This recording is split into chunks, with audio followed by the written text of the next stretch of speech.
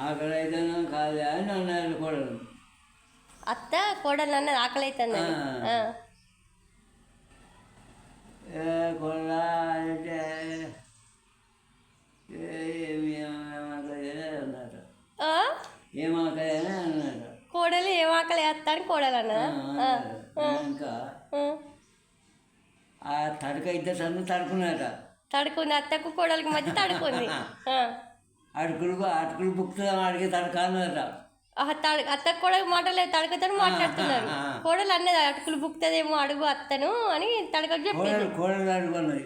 కోడలు ఆ తడక అడిగింది అన్నమాట. పెడితే బుక్కదా బెల్లింపుడు వస్తా అన్నారు కదా.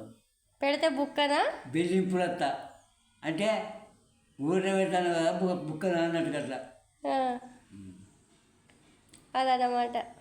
మరి అత్త కోడలికి ఎందుకు మాటలేవు? మాటలేవు ఎందుకు? గందుకే